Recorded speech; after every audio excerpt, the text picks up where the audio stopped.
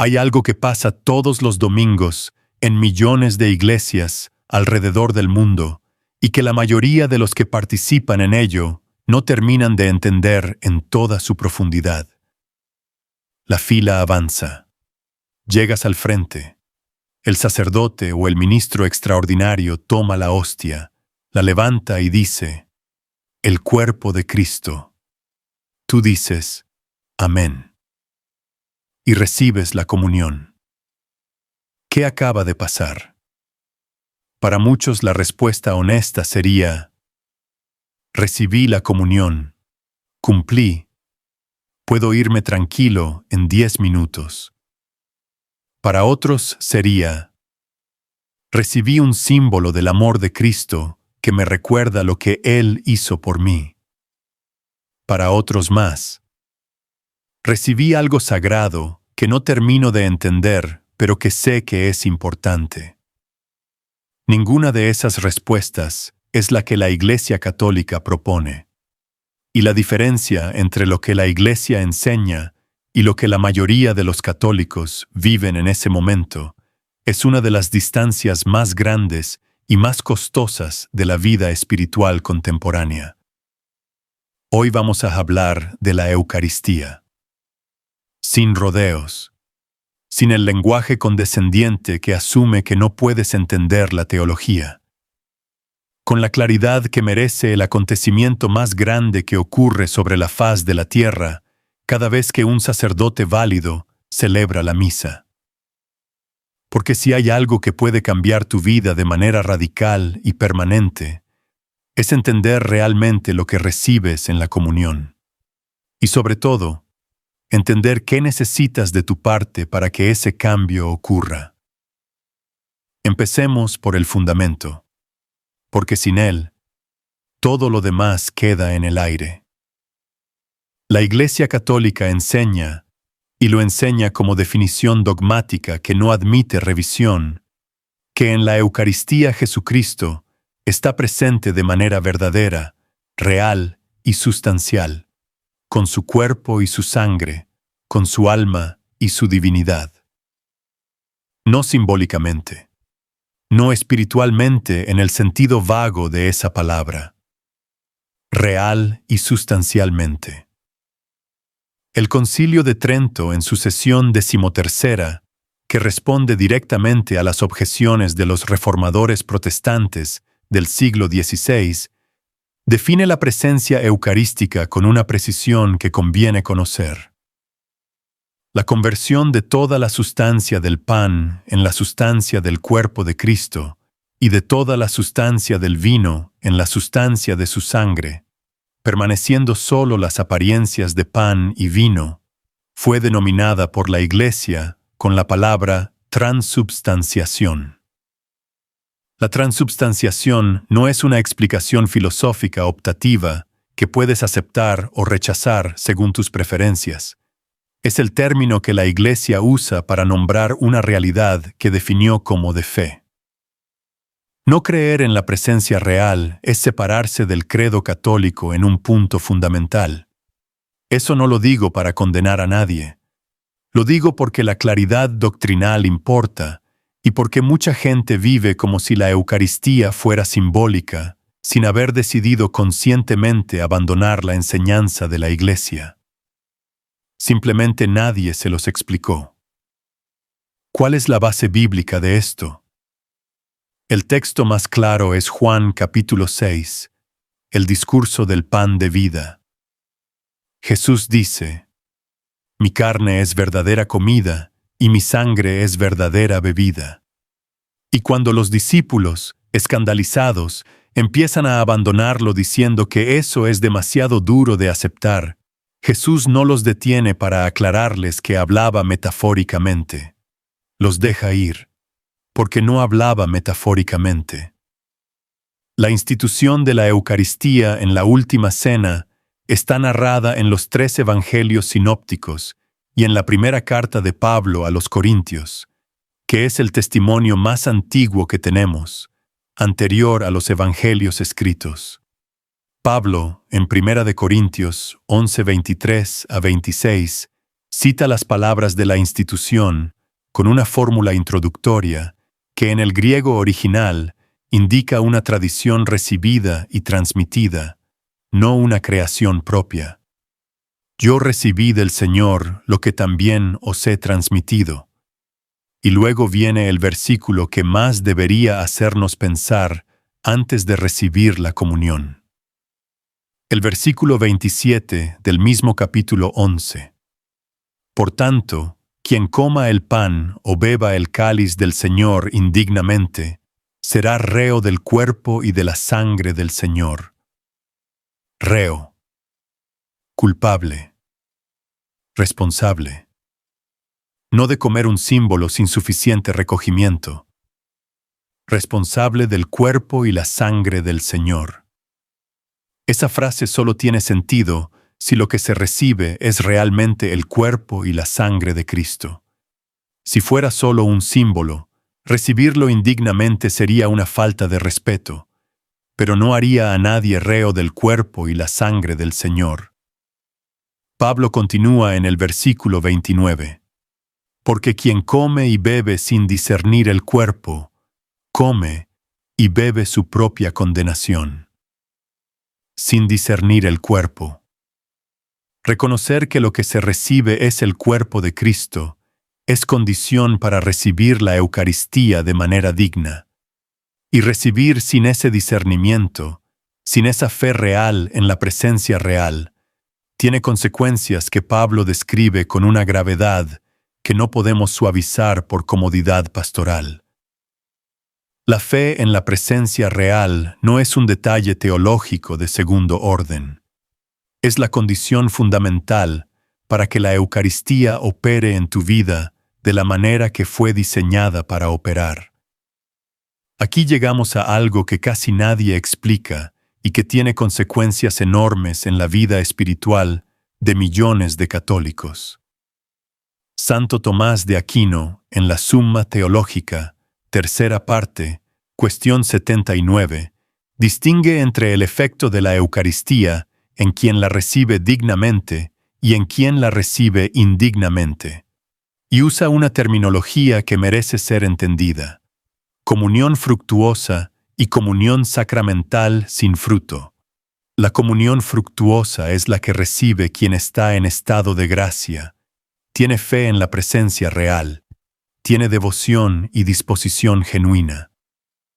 En esa comunión la Eucaristía opera sus efectos propios, aumenta la gracia santificante, une más profundamente a Cristo, perdona los pecados veniales, da fortaleza contra la tentación, y como anticipo de la vida eterna, va transformando al alma en aquello para lo que fue creada. La comunión sin fruto, o comunión indigna, es la que recibe quien está en estado de pecado mortal, o quien recibe sin fe genuina en la presencia real, o quien recibe mecánicamente sin ninguna disposición de apertura. Esa comunión no produce los efectos propios del sacramento.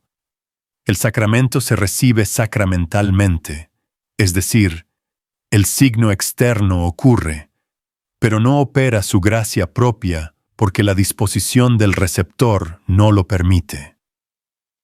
La Iglesia no enseña que la comunión indigna destruye al que la recibe de manera automática, pero sí enseña, siguiendo a Pablo, que hay una responsabilidad seria en recibir sin la disposición correcta. Y enseña, siguiendo a Tomás, que la mayor parte de los efectos espirituales del sacramento no ocurren cuando la disposición del receptor no está alineada con la realidad de lo que recibe. ¿Cuántos católicos reciben la comunión cada domingo en estado de pecado mortal sin haberla precedido de la confesión? La estadística no existe porque no puede medirse, pero los datos de práctica sacramental en el mundo católico son reveladores. En la mayoría de los países con tradición católica, el porcentaje de fieles que asiste a misa regularmente es significativamente mayor que el porcentaje que se confiesa con alguna regularidad.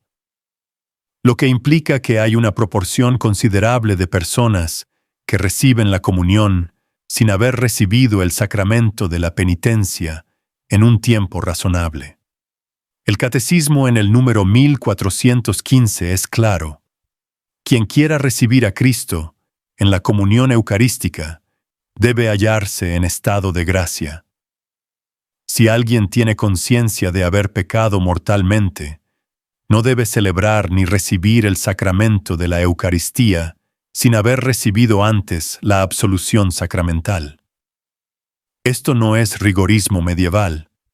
Es la lógica interna del sistema sacramental tal como Cristo lo diseñó. La Eucaristía y la confesión no son sacramentos competidores, son sacramentos complementarios. Uno restaura la vida de gracia cuando se ha perdido. El otro la alimenta y la profundiza cuando está presente. Saltarse la confesión cuando es necesaria no es acceso más directo a Dios. Es recibir, sin estar preparado, lo que fue diseñado para quienes están preparados. Hay también una dimensión que va más allá del estado de gracia. La disposición habitual con que uno se acerca a la Eucaristía marca profundamente la calidad del fruto que recibe. Alguien que llega a la misa habiendo preparado el corazón con oración, que entra en el misterio de la liturgia de la palabra con atención real, que en el momento de la consagración hace un acto interior de fe en la presencia real, que en el momento de recibir la comunión tiene aunque sea un instante de encuentro personal, consciente con Cristo, esa persona recibe de la Eucaristía algo cualitativamente diferente a quien llegó al último momento. Pasó por la fila mecánicamente y salió antes de que terminara la bendición final. No porque Dios da más a los que se esfuerzan más y menos a los que se esfuerzan menos en sentido cuantitativo, sino porque la disposición del receptor determina la apertura del canal por el que la gracia fluye. Un río puede ser caudaloso, pero si el canal está cerrado, el agua no pasa. Llegamos al punto más práctico, el que marca la diferencia entre una vida sacramental que transforma y una vida sacramental que se cumple sin cambiar nada. Lo primero es la preparación antes de la misa, no el día antes, esa mañana, 5 minutos de silencio antes de salir de casa, un acto de fe simple. Señor, voy a recibirte. Prepara mi corazón para este encuentro. Eso no es formalismo. Es la diferencia entre ir a una cita con alguien importante sin pensarlo y llegar con el corazón abierto al encuentro. Los santos y los directores espirituales de la tradición han recomendado también el ayuno eucarístico como preparación. El Código de Derecho Canónico en el Canon 919 establece que quien vaya a recibir la Eucaristía debe abstenerse de cualquier alimento y bebida, excepto agua y medicamentos, al menos durante 1 hora antes de la comunión. Ese ayuno no es arbitrario. Es un gesto del cuerpo que expresa lo que el alma quiere decir. A ti te recibo con el estómago vacío, porque eres el alimento más importante. Es un lenguaje corporal de prioridad. Lo segundo es participar en la misa con atención real durante la liturgia de la palabra. Las lecturas no son el preludio de lo importante, son parte integral del mismo misterio. La palabra de Dios proclamada en la misa es la misma presencia de Cristo que luego recibirás en la comunión, en una forma diferente, pero igualmente real. El Concilio Vaticano, segundo en la Constitución Sacrosanctum Concilium, número 7, afirma que Cristo está presente en su palabra cuando se lee la Escritura en la Iglesia. Escuchar las lecturas con fe y atención no es optativo para quien quiere recibir la comunión fructuosamente. Es parte del mismo movimiento de apertura al encuentro. Lo tercero es el momento de la consagración. Cuando el sacerdote pronuncia las palabras de la institución y eleva la hostia y el cáliz, ese es el momento en que la transubstanciación ocurre. Ese momento merece un acto interior de fe consciente. No necesitas palabras elaboradas. Puede ser tan simple como: te creo, Señor. Creo que estás ahí. Ese acto de fe en el momento más sagrado de la liturgia es lo que activa interiormente la disposición para recibir. Lo cuarto es el momento de recibir la comunión. En ese instante tienes a Cristo, cuerpo, sangre, alma y divinidad. En ti. No metafóricamente. Realmente. La pregunta que conviene hacerse en ese momento no es ¿qué siento?, porque los sentimientos varían y no son el criterio. La pregunta es ¿qué quiero decirle? El encuentro en la comunión es un encuentro personal. Puede ser de gratitud, de petición, de adoración, de entrega, de silencio, pero debe ser un encuentro, no un trámite.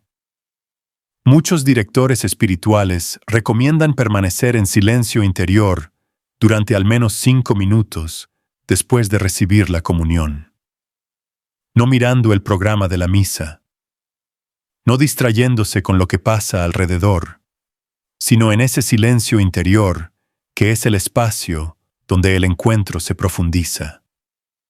La Eucaristía no es un medicamento de acción instantánea que opera al margen de tu participación consciente. Es un alimento que nutre en la medida en que el alma está abierta y atenta. Lo quinto es la misa entre semana. Esto puede sonar exigente, pero conviene nombrarlo porque marca una diferencia enorme en la vida espiritual de quien lo practica. Asistir a la Eucaristía entre semana, aunque sea 1 o 2 veces, no solo suma comuniones, cambia la orientación de la semana. Pone a Dios en el centro de días que de otra manera quedan completamente colonizados por lo profesional, lo doméstico y lo rutinario. No tienes que hacerlo todos los días para empezar. Empieza con 1 vez a la semana, además del domingo, y observa qué cambia. Termino con esto. Pablo en 1 Corintios 11:29 dice que quien recibe sin discernir el cuerpo come y bebe su propia condenación. Esa frase aterra a algunos y a otros los deja indiferentes. Pero hay una frase igual de poderosa en el mismo Jesús en Juan 6:56. El que come mi carne y bebe mi sangre permanece en mí y yo en él. Permanece en mí y yo en él, no un sentimiento de cercanía a Dios, no una experiencia religiosa agradable, una realidad ontológica, Cristo habitando en ti y tú habitando en Cristo. Esa es la promesa de la Eucaristía recibida bien. Esa es la razón por la que los santos construyeron sus vidas alrededor de este sacramento. Esa es la razón por la que los mártires de los primeros siglos prefirieron morir antes que renunciar a la misa. No porque la misa fuera una obligación que cumplir, sino porque entendían lo que ocurría en ella. Y una vez que lo entiendes realmente, no quieres perdértelo. Eso es lo que te deseo hoy. No solo que vayas a misa, que entiendas a qué vas, que te prepares para lo que va a ocurrir, que cuando recibas esas 2 palabras, el cuerpo de Cristo, respondas con el amén más consciente y más verdadero de tu vida. Porque en ese amén estás diciendo que crees, que estás ahí, que estás disponible. Y eso, en manos de Dios, es suficiente para transformarte de adentro hacia afuera.